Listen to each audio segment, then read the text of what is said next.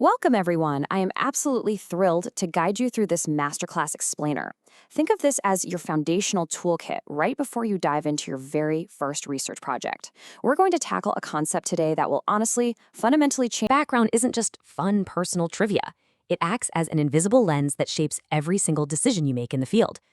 Positionality is simply the social and political context, your race, your gender, your class, your sexuality, that builds your identity.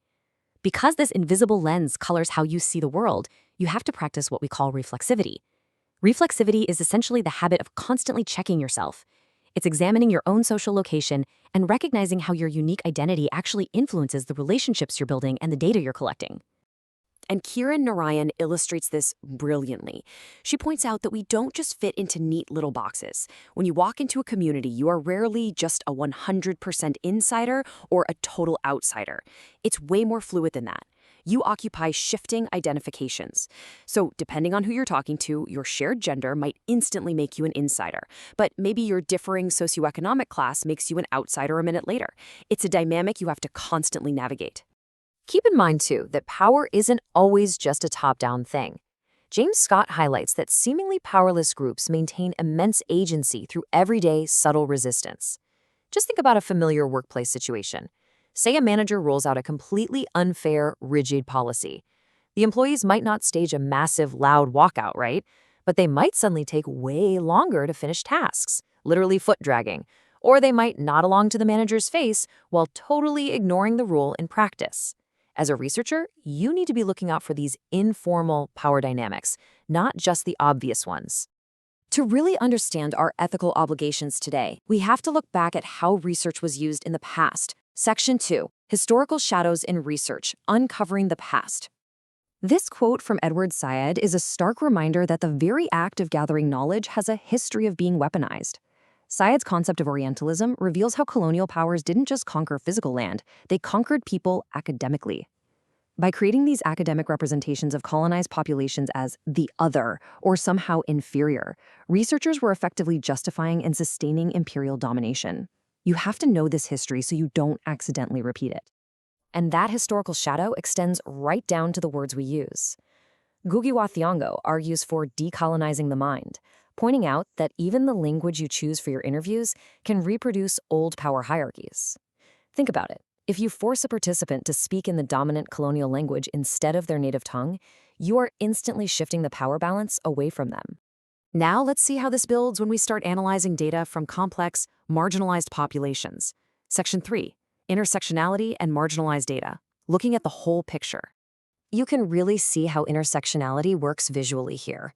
Kimberly Crenshaw's foundational work proves that looking through a single-axis lens, meaning looking at just one trait at a time, completely misses how multiple forms of disadvantage overlap.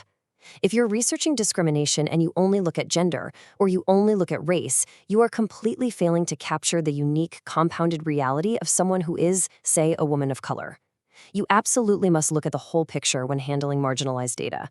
But hey, it's not all just history. We have to confront how power operates right now, today, in our digital lives. Section 4, Digital Surveillance and Extraction, Power in the Modern Era. Today, data collection happens on a massive, almost incomprehensible scale.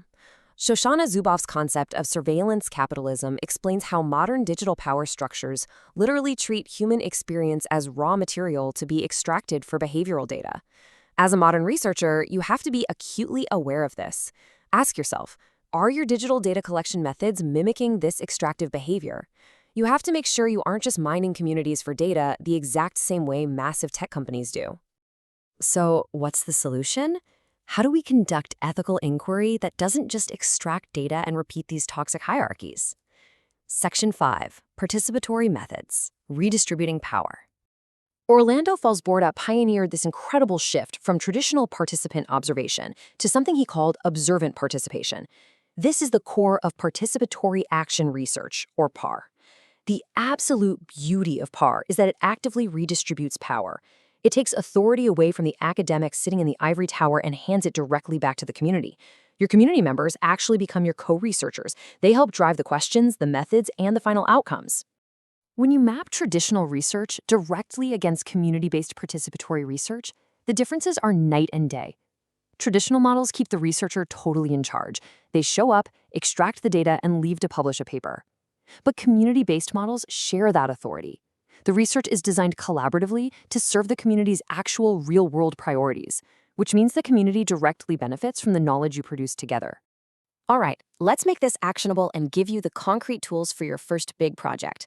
Section 6, Ethical Fieldwork Checklist, Minimizing Harm. Here are your actionable steps to make sure you're minimizing harm out in the field. First off, invest real, dedicated time into understanding the sociocultural context. Please don't just parachute in. Second, practice what the anthropologist Clifford Geertz called thick description. This means moving way beyond superficial observations so you can grasp the multiple hidden layers of meaning behind social actions.